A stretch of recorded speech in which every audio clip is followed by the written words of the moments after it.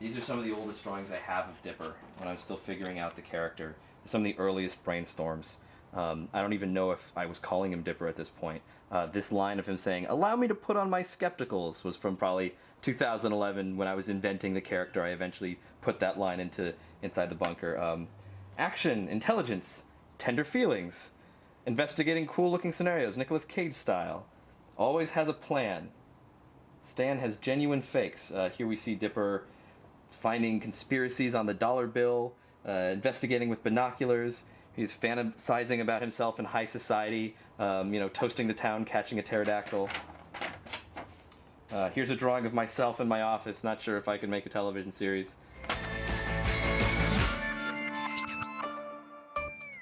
The premise of Gravity Falls is basically inspired by my relationship growing up with my twin sister Ariel. When we were kids growing up in this cramped little house, we were both very creative, imaginative kids, and sometimes we would drive each other nuts, and then various summers our mom would send us to spend with our great aunt in the woods, and we had no friends out there, no internet connection, no video games, no nothing. We had to make our own fun, and in an absence of anyone to get along with, we had to get along with each other. So that situation forced us to become better friends and made us closer together. And I thought that kind of arc of two kids who know each other really well, they're kind of growing up together, they're at this kind of crucial time in their life where they might grow closer or grow further apart, and this one summer makes them closer, was inspired by those summers. Hey, Dipper, I'm sorry for ignoring your advice. You really were just looking out for me.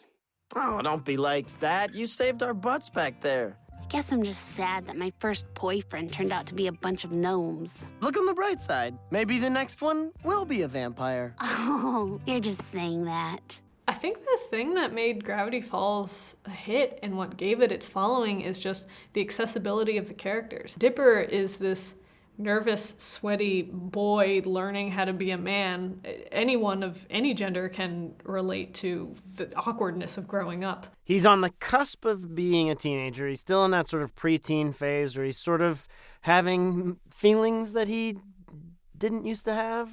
He's having crushes on people. I'd say that Dipper is sort of a representation of like when I was in maybe middle school.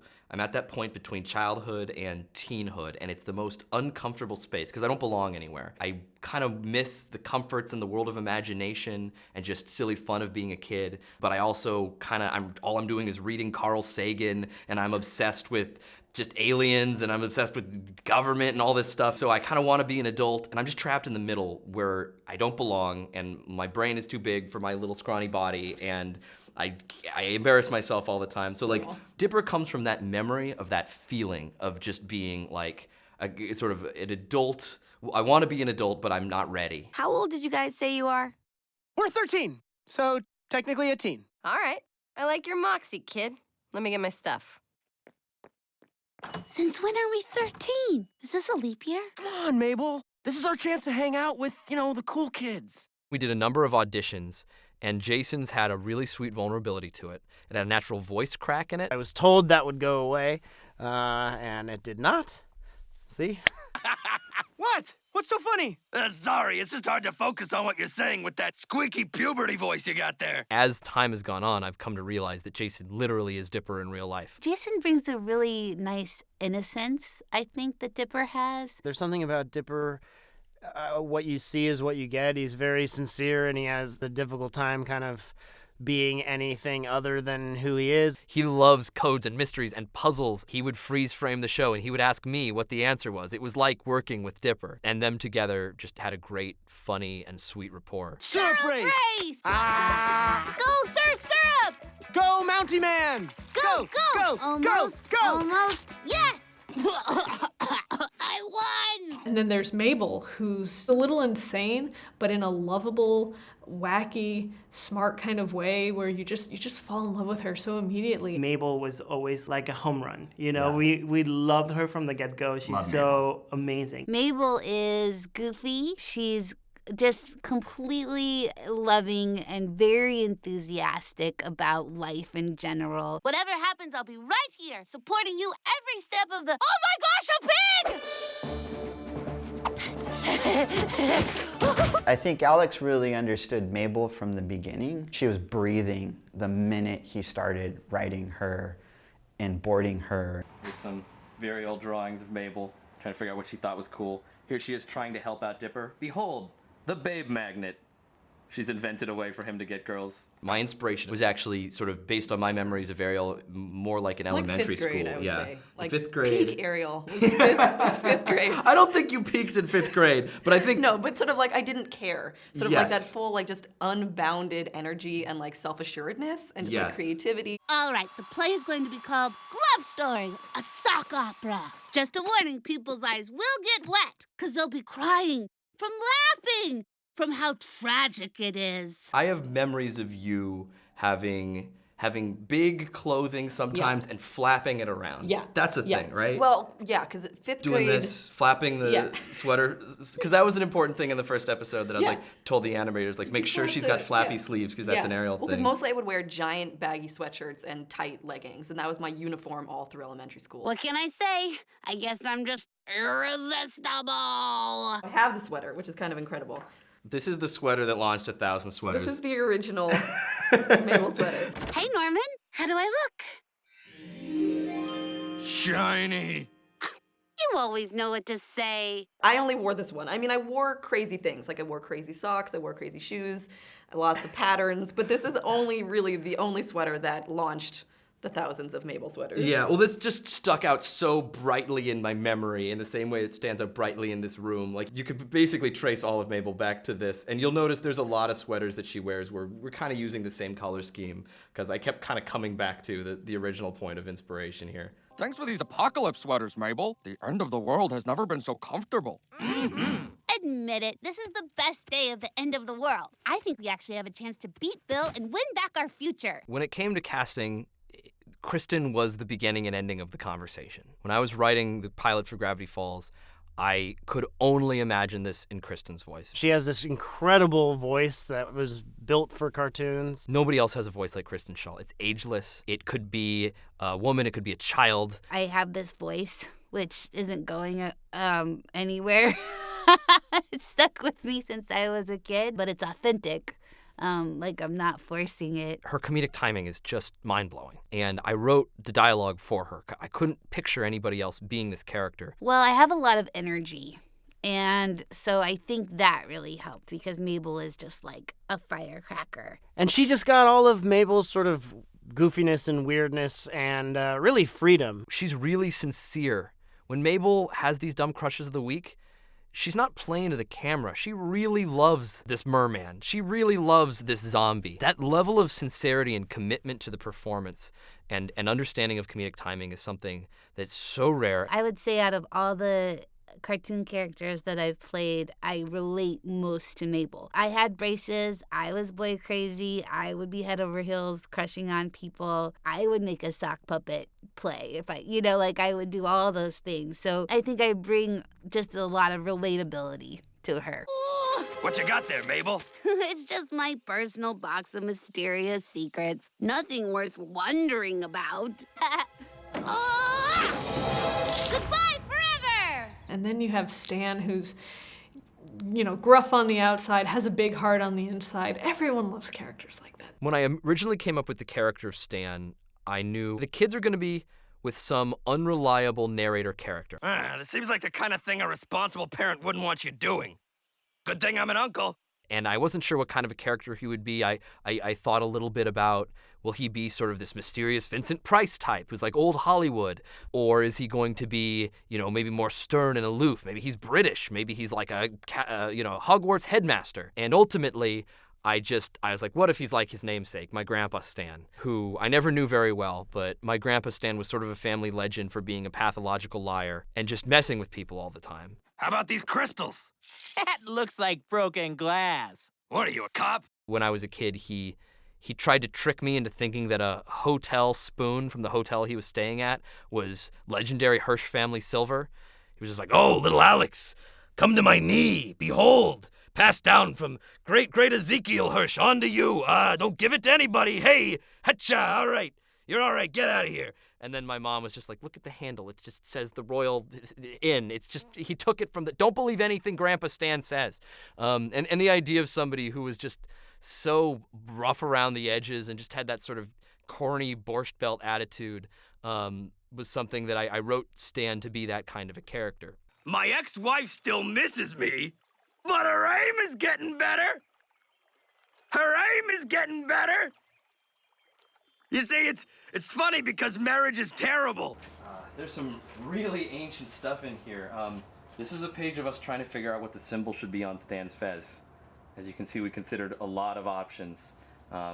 Question mark with a star, money symbol, and ended up being something pretty similar to this.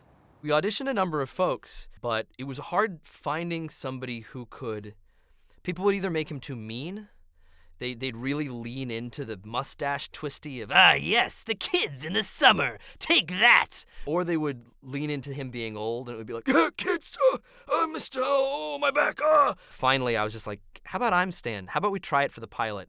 And it tested really well. And I also realized it was going to make my life a little bit easier because that meant I could come in and change his line at any point. I could change his line at the mix. So that's how I became Grunkle Stan. Zeus! Mr. Pines? Is this some sort of possession situation? Just pick up! Mr. Pines, what happened? I heard you got arrested or something? I had to go get some panic food. Seuss was another tough one because, these characters are inspired by people I really know.